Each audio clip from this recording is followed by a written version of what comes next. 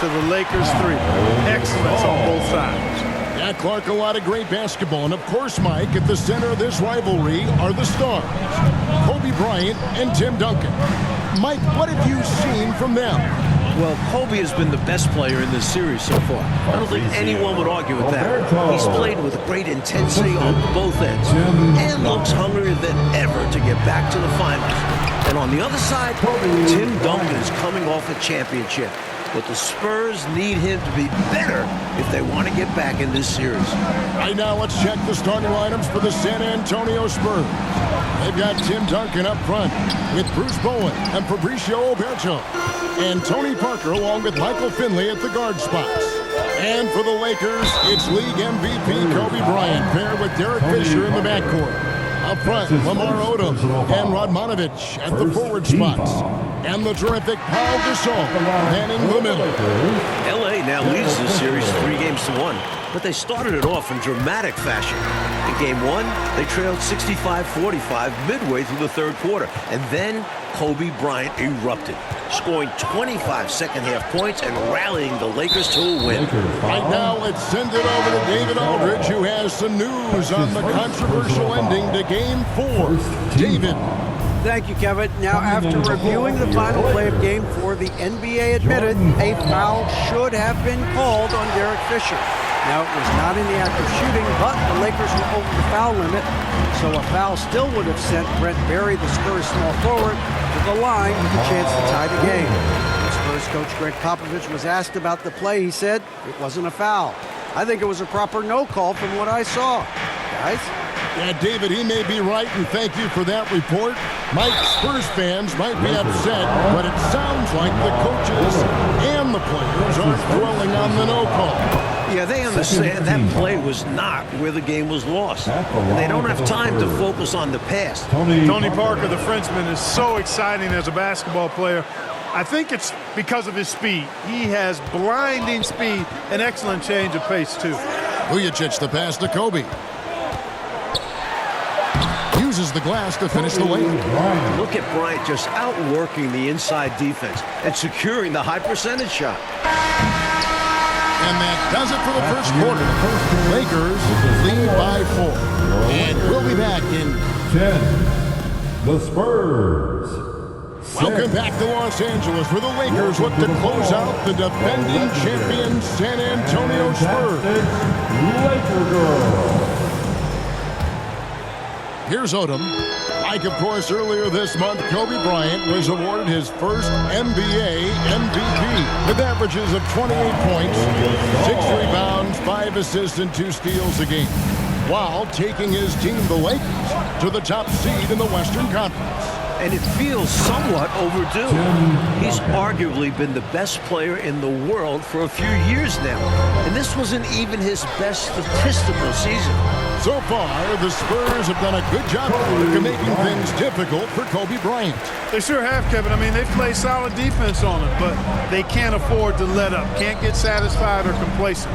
We all know that Kobe is very capable of taking over a game at any time.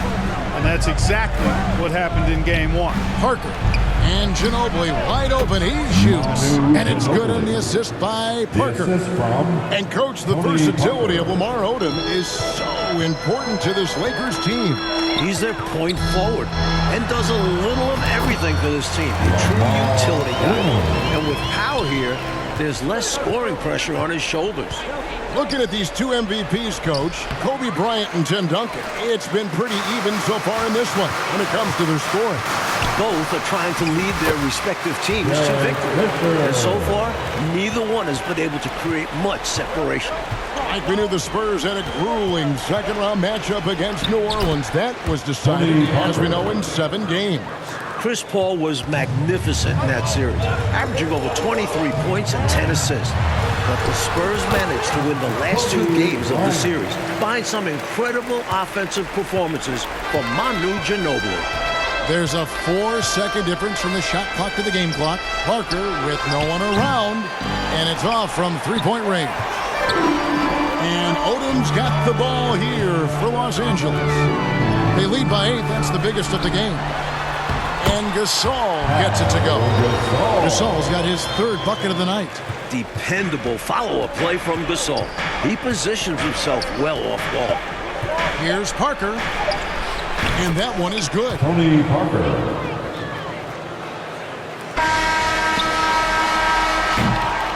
And so it's Los Angeles in the...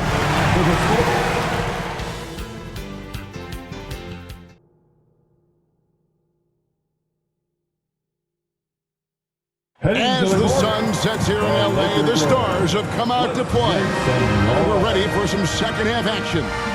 Welcome back to the second half. It's Game 5 of the Western Conference Finals here in LA. The Spurs trying to force a Game 6 against the hometown Lakers. Coach, back in December, Kobe Bryant became the youngest player in NBA history to reach 20,000 points at the age of just over 29 years old, beating out former record holder Wilt Chamberlain by just 12 days. And Kobe just keeps adding to the list. He was already the youngest player to score 10,000 through 19,000 career points. That is until 23-year-old LeBron James surpassed him as the youngest to score 10,000.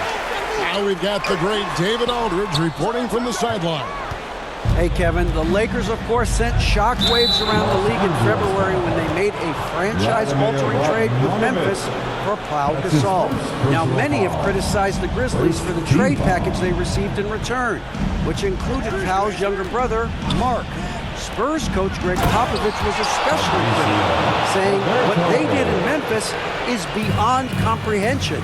There should be a trade committee that can scratch all trades that make no sense. I just wish I'd been on a trade committee that oversees NBA trades. I'd like to elect myself to that committee. I would have voted no to the LA trade. Guys, it's easy to see why Pop is not a fan of this trade. You're right, David. Thank you very much. I'm sure the last thing Popovich wanted to see was Kobe Bryant, Clark, paired with another all-star big man. Not only Popovich, but the rest of the league, Kevin. Kobe Bryant, Mike, seems to be on a mission this year after winning league MVP. He's now hoping to capture another NBA title. And then he'll be playing for a gold medal in the summer. The only other player to complete all three of those feats in the same year is Michael Jordan. This could be a legendary year for Kobe. The Lakers have been dominant here at home. Going 7-0 so far in these playoffs, and their last home loss was actually 2 full months ago at the hands of Memphis Grizzlies. And, you know, Mike, their playoff success at home goes back nearly a decade. Since moving to the Staples Center in 1999, the Lakers have gone 50-10 at home in the postseason. That is about an 83% winning clip. Farmar out to feed, letting his guys eat. Here's Parker. Plays it up and banks it in. Parker's got 4 points now in the quarter. That's an excellent move inside, keeping pace here. Bryant down low. It's good for the 7th time this game. He's shot 7. He has made 7. Kobe's so athletic and smart. Hard to slow this guy down. I mean, he plays through contact well, too. And Kobe Bryant finishes it. Boy, that was a sweet-looking teardrop. There's very little defense for that. Duncan. And that shot was up in time, but doesn't go in. Kobe Bryant getting it done for the Lakers. He notched 8 points in the quarter. The Spurs, 22. And we are back for the 4th quarter action here in Southern California, where Kobe Bryant and the Lakers look to punch their ticket to the NBA Finals. Spurs trail by 10. Parker dishes to Duncan. Tipped away. And the shot is good. You know, this is simply Tim Duncan doing his thing, being Tim Duncan, playing with great heart and going to work inside. And it's going to be out of bounds. The Spurs will take it. San Antonio ball. Some changes here for the Lakers. Admonovich comes in for Walt, and Fisher subbed in for Farmar. Derek Fisher. Parker looking around.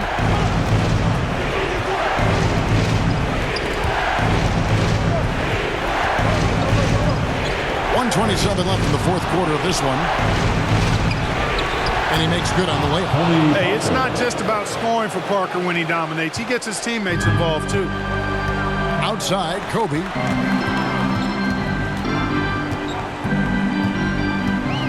13 feet away.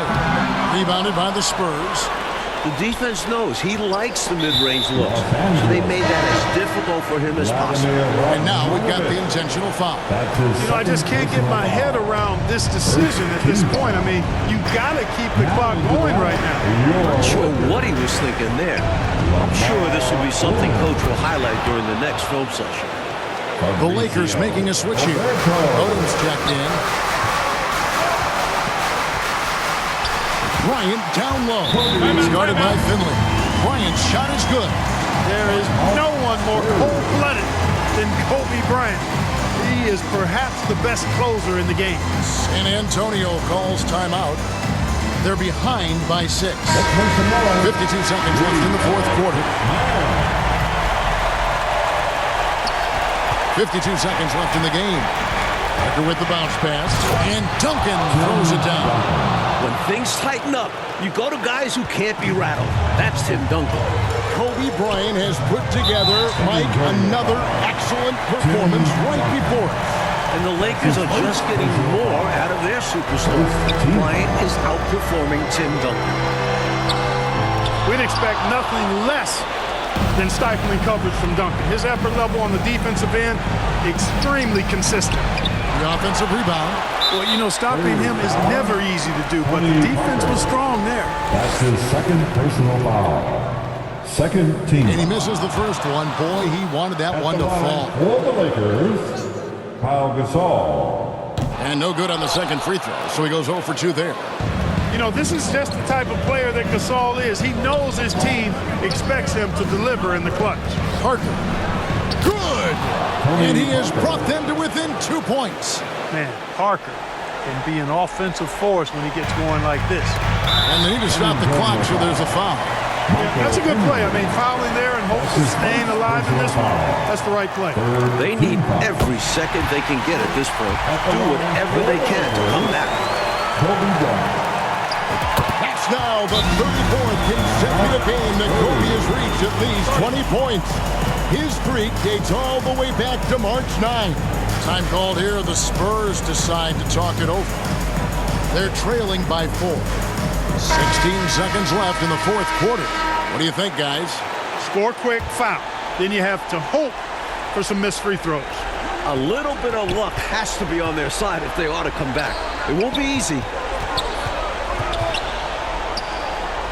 There's Parker with the 3. Odom grabs the board. And an intentional foul there stops the clock. That's his second personal foul. The fourth team foul. He hits the first one, and that puts them up by 5. You look at the versatility of Odom, especially at the defensive end where he can guard multiple positions, makes him extremely valuable. That is how you end it. Sink them all. Don't leave any doubt. San Antonio calls timeout. They're trailing by 6. Just 4 seconds left to play here in the fourth.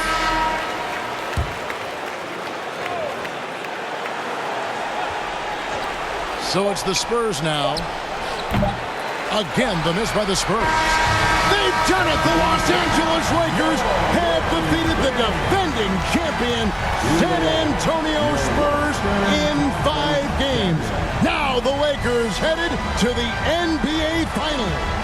And at the beginning of the year, no one was picking the Lakers to come out of the West, going from a first-round exit to Western Conference champions. Bringing back Derek Fisher and trading for Pau Gasol Clark are obviously key reasons for the Lakers' renewed success. Absolutely. There is a major correlation there, Kevin, the addition of those two guys. They've always had the superstar in Kobe, and now they finally managed to put the right pieces around him, complementary pieces. I think this team should be competing for titles for years to come. And now let's send it over to Ernie Johnson, who's center court with Kobe Bryant.